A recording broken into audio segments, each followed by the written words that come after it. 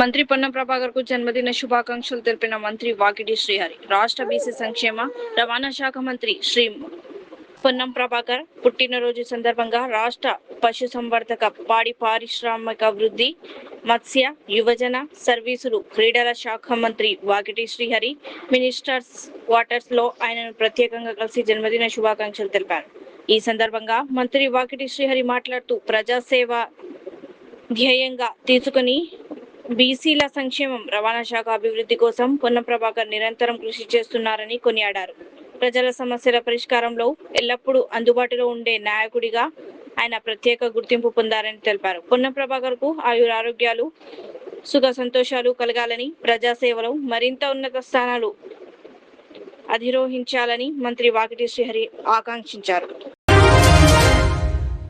నిజాయితీతో ప్రజాసేవ చేయాలి. మంత్రి పొంగులేటి హైదరాబాద్ మే గ్రూప్ 1 ద్వారా ఎంపికైన ప్రొబేషనరీ డిప్యూటీ కలెక్టర్లు నిజాయితీ, సేవాభావంతో పనిచేసి ప్రజల మనస్సులో నిలవాలని రాష్ట్ర రెవెన్యూ శాఖ మంత్రి పొంగులేటి శ్రీనివాస్ రెడ్డి పిలుపునిచ్చారు. గురువారం వివిధ జిల్లాలకు చెందిన 44 మంది ప్రొబేషనరీ డిప్యూటీ కలెక్టర్లు మంత్రిని మర్యాదపూర్వకంగా కలిశారు. ఈ సందర్భంగా మంత్రి మాట్లాడుతూ కష్టపడి సాధించిన ఉద్యోగాన్ని ప్రజాసేవకు అంకితం చేయాలని సూచించారు. ముఖ్యంగా సమాజంలోని అత్యంత పేద వర్గాలకు మేలు జరిగేలా నిర్ణయాలు తీసుకోవాలని తెలిపారు. అన్ని శాఖలతో సమన్వయం చేసుకుంటూ ప్రజా సమస్యల పరిష్కారంలో రెవెన్యూ అధికారుల పాత్ర కీలకమని పేర్కొన్నారు. విధి నిర్వహణల ఎదురయ్యే సవాళ్లను అవకాశాలుగా మలుచుకుని ఆదర్శవంతమైన సేవలు అందించాలని, భవిష్యత్ తరాలకు స్ఫూర్తిగా నిలవాలని యువాధికారులకు మంత్రి సూచించారు. ఈ కార్యక్రమంలో శాసన మండలి చైర్మన్ గుత్తా సుఖేందర్ రెడ్డి, మంత్రి అడ్లూరి లక్ష్మణ్ కుమార్ తదితరులు పాల్గొన్నారు. మహిళా సంఘాలకు మంత్రి సీతక్క గుడ్ న్యూస్. వడ్డీ లేని రుణాలు రూ10 లక్షలకు పెంపు. మహిళల ఆర్థిక సాధికారతే తెలంగాణ అభివృద్ధికి బలమని మంత్రి సీతక్క అన్నారు. మహిళా స్వయం సహాయక సంఘాలకు ఇప్పటి వరకు రూ5 లక్షల వరకు ఇచ్చిన వడ్డీ లేని రుణాలను ఇకపై 10 లక్షలకు పెంచుతున్నట్లు ప్రకటించారు. మహిళా సంఘాలు తీసుకునే రూ10 లక్షల బ్యాంకు రుణాలకు వడ్డీ మొత్తాన్ని ప్రభుత్వమే చెల్లిస్తుందని హామీ ఇచ్చారు. ఈ ఏడాది మహిళా సంఘాల వడ్డీ భారం కోసం రూ2500 కోట్లు ఖర్చు చేస్తామని తెలిపారు. మహిళలను కోటీశ్వరులుగా తీర్చిదిద్దమే వాళ్ళ లక్ష్యం. ప్రభుత్వం పనిచేస్తుందని మంత్రి సీతక్క పేర్కొన్నారు. ఈ ఏడాది మహిళలకు రూ26,000 కోట్లకు పైగా బ్యాంకు రుణాలు అందజేస్తున్నామని చెప్పారు. పంట కొనుగోలు కేంద్రాల్లో 40% మహిళా సంఘాలకు అప్పగించినట్లు తెలిపారు. మహిళల రీపేమెంట్ పట్ల బ్యాంకులకు నమ్మకం పెరిగిందని, నిర్మల్ జిల్లా 0 NPA సాధించడం అభినందనీయమన్నారు. మహిళా సంఘాలకు రుణాలు అందించడంలో సహకరించిన బ్యాంకర్లు, మంచి రీపేమెంట్ సాధించిన డిఆర్డిఓలు, జిల్లా సమాఖ్య అధ్యక్షులను మంత్రి సీతక్క సన్మానించారు. సమావేశం చప్పట్లతో మార్మోగింది. అధికారులు మనసు పెట్టి ఒక ఫ్యామిలీ రిలేషన్ లాగా మీరు మెయింటైన్ చేస్తే మీరు వాళ్ళ దారిలోకి వెళ్ళి వాళ్ళని మళ్ళీ మీరు అనుకున్న లక్ష్యం వరకు తీసుకొస్తే తప్పకుండా సక్సెస్ అవుతాయి. మనం వాళ్ళతోటి టైం స్పెండ్ చేయాలి. ఇప్పుడు మళ్ళీ మనకు వచ్చేది గోదావరి పుష్కరాలు. గోదావరి పుష్కరాలు బాసర నుంచి భద్రాచలం దాకా. నాకు కూడా నా జిల్లాలో దాదాపు 100 కిలోమీటర్లు ఉంటుంది గోదావరి. ఇటు మహారాష్ట్ర, ఛత్తీస్గఢ్ బార్డర్ నుంచి అటు భద్రాచలం దాకా దాదాపు. ఇప్పుడు మేము ప్లాన్ చేస్తాము. మేమే కాదు, మన సిఓ గారు అక్కడ మనకు బాసర నుంచి భద్రాచలం దాకా ఈ గోదావరి పుష్కరాలను కూడా ఎక్కడ ఏ ఈవెంట్ ఉన్నా, ఎక్కడ జనాలు జమ అవుతారు అనుకున్నా, మనం ఇందిరా మహిళా క్యాంటీన్ ఎట్లా పెట్టినామో అట్లనే షాప్స్ జస్ట్ 15 రోజులు, 1 వీక్ అట్లా పెట్టుకోవచ్చు. మేడారం అయితే జస్ట్ మేము 1 వీక్ 10 డేస్ బిఫోర్ స్టార్ట్ చేయడం జరిగింది.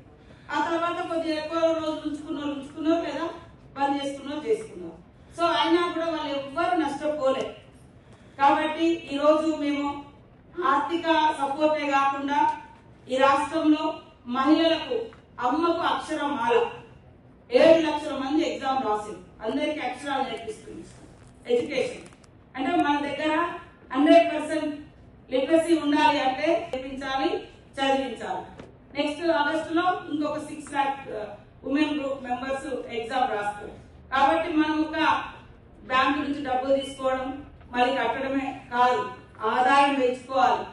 మన మన పిల్లల్ని బాగు చేసుకోవాలి, తద్వారా మన రాష్ట్రంలో సంపద పెంచాలి.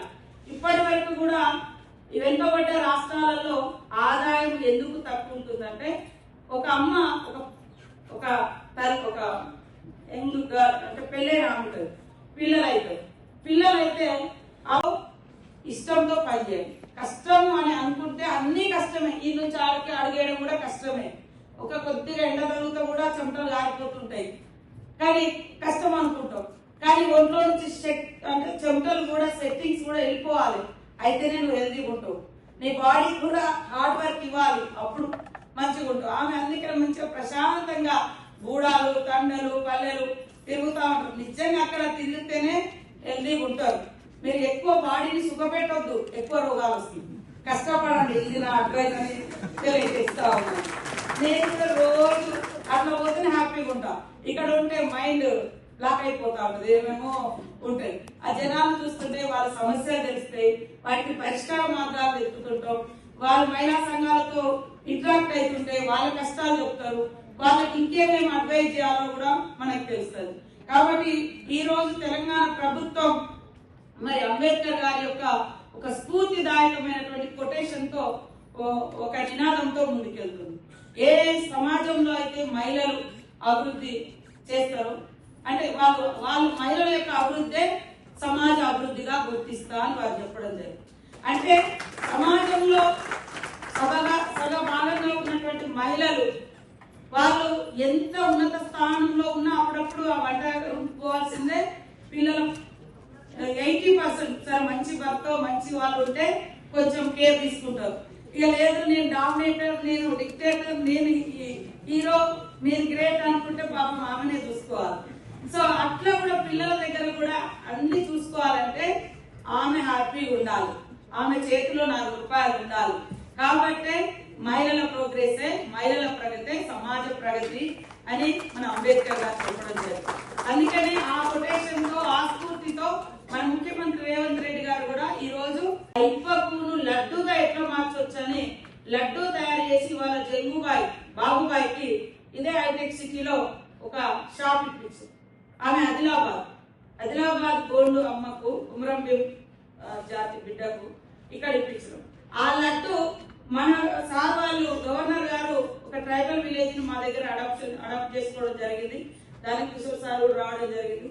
అక్కడ ఒక 2 lakhs తోటి వాళ్ళకు మిషన్స్ అవన్నీ ఇప్పించి ట్రైనింగ్ ఇప్పిస్తే వాళ్ళు 3 months లో లడ్డు అమ్మి అక్కడ సమ్మక్క సారమ్మ దగ్గర దేవుడి ప్రసాదంగా 15 లక్షల రూపాయలు 3 నెలలలో సంపాదిస్తే వితిన్ 15 days లో 4 lakhs rupees వరకు వాళ్ళు సంపాదించుకోవాలి.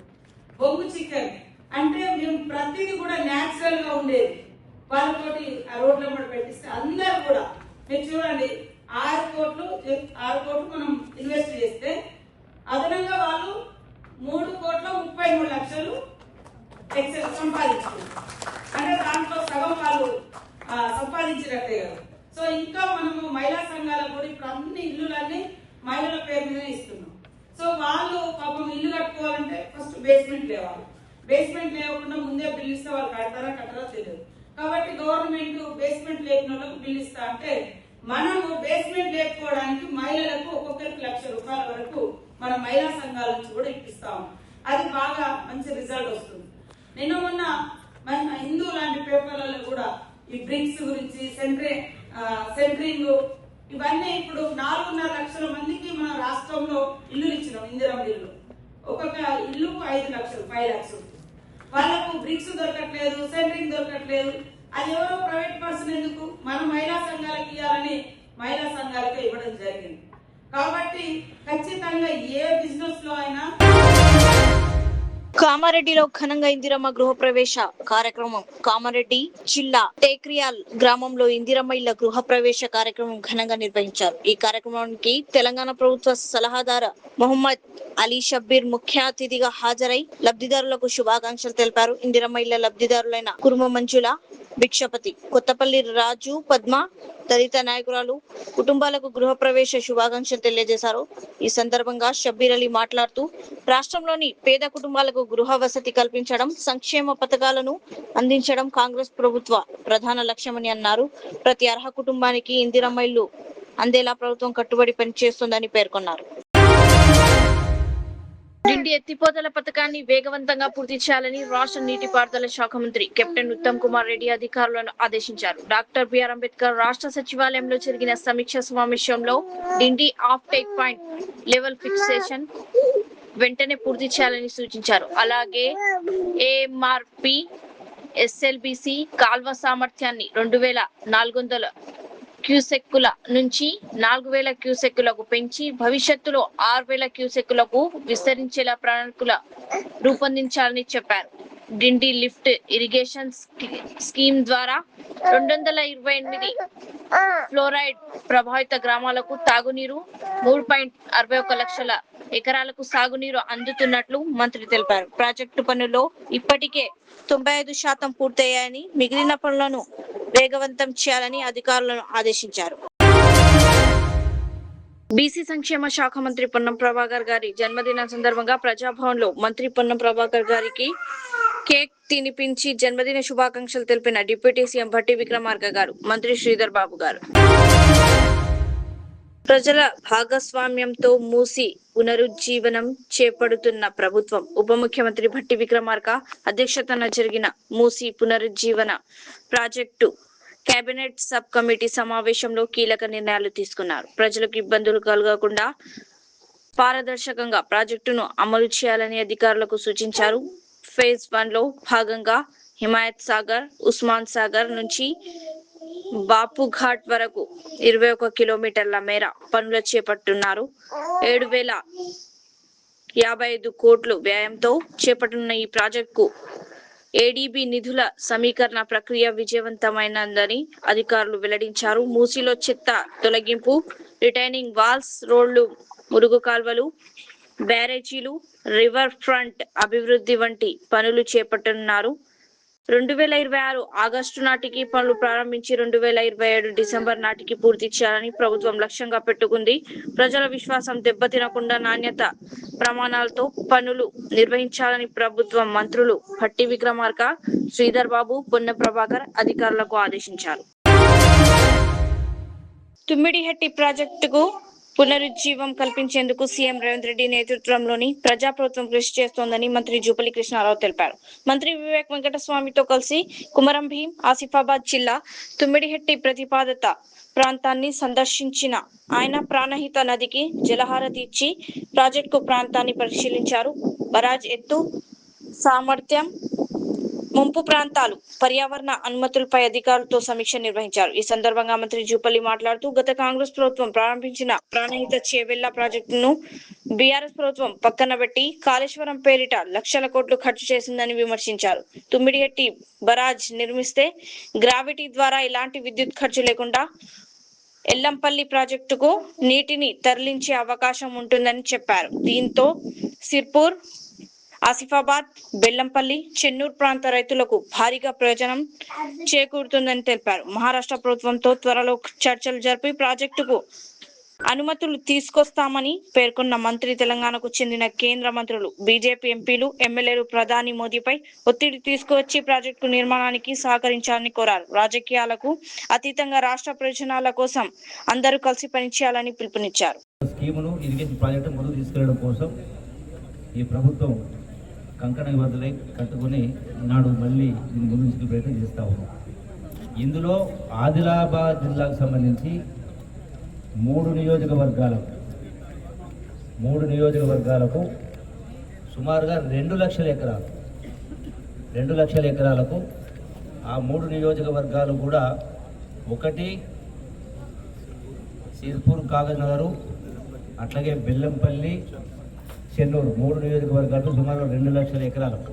దీంతో పాటుగా ఇక్కడ తుమ్మిడిహట్టి నుంచి ఎల్లంపల్లి దాకా నీళ్లు తీసుకెళ్ళి అక్కడికి వెళ్ళి ఏదైతే ఆ మొదటగా ప్రతిపాదించిన ప్రకారం ఈ మొత్తం రైతాంగానికి 16 లక్షల ఎకరాలు నీళ్లు ఇవ్వాలి, చేవెళ్ళ దాకా నీళ్లు తీసుకెళ్ళేటువంటి కార్యక్రమాన్ని ముందుకు తీసుకెళ్లేటువంటి ప్రయత్నంలో భాగంగా ఇప్పటికే సంబంధిత ఇరిగేషన్ శాఖ మంత్రులు ఉత్తమ్ కుమార్ రెడ్డి గారు, గౌరవ ముఖ్యమంత్రి రేవంత్ రెడ్డి గారు అధికారులతోటి పలు దఫాలుగా చర్చించి సమీక్ష చేసి అట్లాగే దానికి స్కీమ్ సంబంధించి కన్సల్టెన్సీ ఇచ్చి అవన్నీ కూడా తయారు చేయడం జరిగింది. అయితే ఇందులో ప్రధానంగా 150 అంటే సముద్ర మట్టానికి 150 మీటర్ల ఎత్తున ఈ యొక్క తుమ్మిడిహట్టి బ్యారేజ్ను నిర్మించాల్సిన అవసరం ఉంది. అక్కడి నుంచి ఇప్పటికే 2 టీఎంసీ రోజుకు 2 టీఎం చొప్పున 22,000 క్యూసెక్లో నీళ్లు తీసుకోవడానికి కెనాల్స్ కూడా కొన్ని తవ్వడం జరిగింది. సో తదనంతరం ప్రభుత్వాలు మారడం, అది ఆగిపోవడం జరిగింది. ఇప్పుడు దీన్ని మళ్ళీ రాష్ట్ర ప్రభుత్వం తరఫున గౌరవ ముఖ్యమంత్రి గారు ఇప్పటికే చెప్పడం జరిగింది. మహారాష్ట్ర ముఖ్యమంత్రి గౌరవ ఫడ్నవీస్ గారిని కలిసి ఈ 150 మీటర్ల ఎత్తుకు ఈ బ్యారేజ్ నిర్మాణానికి అనుమతించే విధంగా ప్రయత్నాలు కొనసాగించడం జరిగింది. ఈ సందర్భంగా ఇక్కడే బీజేపీ శాసనసభ్యులు హరీష్ గారు ఉన్నారు. అట్లాగే రాష్ట్రంలో 8 మంది బీజేపీ ఎంపీలు ఉన్నారు, అట్లాగే 8 మంది ఎమ్మెల్యేలు ఉన్నారు. కాబట్టి ప్రధానమంత్రి నరేంద్ర మోడీ గారు హైదరాబాద్ వస్తూ ఉన్నారు. కాబట్టి ఈ తెలంగాణ రాష్ట్రం కొత్త రాష్ట్రం, వెనుకబడ్డ ప్రాంతం, అప్పులో కూరుకుపోయిన రాష్ట్రం, రైతాంగానికి ఈ సాగునీరు ఇస్తేనే వాళ్ళ మనుగడ అనేది జీవనది సుఖంగా సంతోషంగా ఉంటుంది. కాబట్టి రెండవది, మనం ఏదైతే ఇప్పుడు ప్రధానమంత్రి గారు ఏదైతే వికసిత్ భారత్ అంటా ఉన్నామో, అట్లాగే నీతి ఆయోగ్ అంటా ఉన్నామో, ఈ యొక్క తెలంగాణ రాష్ట్ర రైతాంగం పైన వాళ్ళ సుదీర్ఘకాలమైనటువంటి కళను నెరవేర్చడం కోసం పెద్ద మనం చేసుకొని మహారాష్ట్ర ముఖ్యమంత్రి ఫడ్నవీస్ గారి దగ్గరికి గౌరవ ముఖ్యమంత్రి గారు, సంబంధిత ఇరిగేషన్ శాఖ మంత్రులు అందరూ కూడా వెళ్ళడం జరుగుతుంది, కలవడం జరుగుతుంది. వారిని ఒప్పించే కార్యక్రమం చేసి ఈ యొక్క ఎక్కడ కూడా ఈ వేదిక ద్వారా విజ్ఞప్తి చేస్తా ఉన్నాం. తెలంగాణ రాష్ట్రంలో ఉన్నటువంటి ఎంపీలకు, ఎమ్మెల్యేలకు కూడా, ముఖ్యంగా బీజేపీ ఎంపీలకు కూడా మేము విజ్ఞప్తి చేస్తూ ఉన్నాం. ఎందుకంటే ఈ యొక్క స్కీమ్ను ముందుకు తీసుకెళ్తే 16 లక్షల ఎకరాలు శాశ్వతంగా, ఎందుకంటే నీళ్ళు మొత్తం సముద్ర పాలవుతా ఉన్నాయి. ఈ ప్రాణహిత నుంచి సముద్రంలో కిందికి వెళ్ళిన తర్వాత సుమారుగా సంవత్సరానికి 3 కోట్ల ఎకరాలకు వారే నీళ్ళు, అంటే సుమారుగా 3000 టీఎంసీ గోదావరి సముద్ర పాలవుతా ఉంది. ఎవరు దాన్ని ఉపయోగించిన పరిస్థితి లేదు. కాబట్టి దీనికి ఈ ప్రభుత్వం కట్టుబడి ఉంది, గౌరవ ముఖ్యమంత్రి కట్టుబడి ఉన్నారు. కాబట్టి ఖచ్చితంగా ఈ ప్రాజెక్టును ముందుకు తీసుకెళ్లే కార్యక్రమం చేసి ఈ యొక్క ఆదిలాబాద్ జిల్లా, యావత్ తెలంగాణ ఉన్నటువంటి ఇతర జిల్లాలో కూడా మొత్తం 16 లక్షల ఎకరాల నీటి ఏర్పాటు చేయడం జరుగుతుంది. రెండవది, ఏదైతే మేడిగడ్డ, అన్నారం బ్యారేజ్లు ఏవైతే నిర్మాణం చేయడం జరిగిందో ఇప్పటికే అవి కుంగిపోవడం జరిగింది. వాటిని వాడుకునేటువంటి పరిస్థితి లేదు. కాబట్టి రెండవది ఏంటంటే, సంవత్సరానికి కరెంటు బిల్లుల ద్వారా 1000 కోట్ల రూపాయలు తుమ్మిడిహట్టి నుంచి ఎల్లంపల్లి దాకా బై గ్రావిటీ, అంటే ఒక్క యూనిట్ కూడా కరెంటు ఖర్చు కాకుండానే కాలువల ద్వారా, సొరంగాల ద్వారా అక్కడ దాకా తీసుకెళ్ళవచ్చు. ప్రతి సంవత్సరం కొన్ని 1000 కోట్ల రూపాయలు, ఇప్పటికే నాకు తెలిసి సుమారుగా 3-4 వేల కోట్ల రూపాయలు సంవత్సరానికి కరెంటు బిల్లు ఖర్చు అవుతాం. సో అదే డబ్బులతోటి మనం మహారాష్ట్రలో ఉన్నటువంటి ఆ గ్రామ తుమ్మిడిహట్టి గ్రామ ప్రజలకు కావచ్చు, అది శివిని గ్రామం కావచ్చు, సో వాళ్ళకి నష్టపరిహారం జరుగుతుంది, ఎవరికి ఎలాంటి ఇబ్బంది ఉండదు. కాబట్టి ఈ ప్రభుత్వం, గౌరవ ముఖ్యమంత్రి గారు, అట్లాగే ఇరిగేషన్ శాఖ మంత్రులు దీన్ని ముందుకు తీసుకెళ్లాలని చెప్పినటువంటి కృతజ్ఞతలు ఉన్నారు. కాబట్టి ఈ యొక్క భవిష్యత్తులో వీలైనంత త్వరగా ఈ యొక్క అనుమతులు సాధించే కార్యక్రమం చేసి ఖచ్చితంగా ఈ ప్రాజెక్టు ముందుకు తీసుకెళ్ళి ఈ యొక్క రైతాంగానికి లక్షల మంది ఎకరాలకు, ఈ లక్షల ఎకరాలకు నీళ్లు ఇవ్వడం కోసమే కంకణ బలం ఉంది. కాబట్టి అది సాధించడం కోసమే ఈ రోజున మేమందరం కూడా ఇక్కడ రావడం జరిగింది, స్పష్టంగా అక్కడ చూడడం జరిగింది. ఆర్థికంగా ఎన్ని ఇబ్బందులు ఉన్నా కూడా దీన్ని ముందుకు తీసుకెళ్తామని రాష్ట్ర రైతాంగ ప్రజల కోసం ఇందులో రాజకీయాలు వద్దు, రాజకీయాలు చొప్పించొద్దని చెప్పని మరొకసారి అందరికీ కూడా విజ్ఞప్తి చేస్తూ, పార్టీలకు అతీతంగా మనం అందరం కలిసికట్టుగా దీన్ని సాధించుకోవాల్సిన అవసరం ఉంది. కాబట్టి అందరూ సహకరించాలని, ముఖ్యంగా మహారాష్ట్ర ముఖ్యమంత్రి ఫడ్నవీస్ గారు, గౌరవ ప్రధానమంత్రి గారు దీన్ని సహకరించాలని విజ్ఞప్తి చేస్తూ సెలవు తీసుకుంటున్నాను. Thank you. నమస్కారం. గౌరవ మంత్రి గారు. మొక్కజొన్న కొనుగోలులో వేగం పెంచాలి. మంత్రి తుమ్మల యాసంగి 2026లో మొక్కజొన్న దిగుబడులకు పెరగడంతో కొనుగోళ్లను వేగవంతం చేయాలని మంత్రి తుమ్మల నాగేశ్వరరావు అధికారులను ఆదేశించారు. ఇప్పటికే రూపాయి 16,050 కోట్లతో 1.22 లక్షల మంది రైతుల నుంచి 6.74 లక్షల మెట్రిక్ టన్నుల మొక్కజొన్నను ప్రభుత్వం కొనుగోలు చేసింది. గోదాములు, గన్ని బ్యాగులు, హమాలీలు, రవాణా సమస్యల పరిష్కారానికి జిల్లా కలెక్టర్లు పూర్తి బాధ్యత తీసుకోవాలని సూచించారు. ఉమ్మడి జిల్లాల వారీగా ప్రత్యేక అధికారులను ప్రభుత్వం నియమించింది. కొనుగోలు కేంద్రాల నుంచి గోదాముల వరకు రవాణాలో ఇబ్బందులు రాకుండా చర్యలు తీసుకోవాలని మంత్రి ఆదేశించారు. రైతులు ఎలాంటి ఇబ్బందులు లేకుండా పంట విక్రయించుకునేలా ప్రభుత్వం అన్ని చర్యలు చేపడుతోందని తెలిపారు. Modern trends readymade men's wear collection पेश करते हैं आपके लिए आला अक़साम व मियारी मलबूसात। हमारे यहाँ formal party wear jeans T shirt और ट्रैक पैंट्स के वसी वैरायटीज दस्तयाब है। इसके अलावा मर्दाना घड़ियाँ, सनग्लासेस और मियारी जूतों का शानदार कलेक्शन भी। ऑर्डर्स पर इम्पोर्टेड अशिया भी हासिल की जा सकती है, तो देर किस बात की, आज ही चले आएँ। हमारा पता है मॉडर्न ट्रेंड्स, बीबी का चश्मा रोड, टिकलकुंटा, फलकनुमा, हैदराबाद। मज़ीद मालूमात और राब्ते के लिए प्रोपरेटर मोहम्मद इमाद अहमद से रब्ता करें। 9959541435।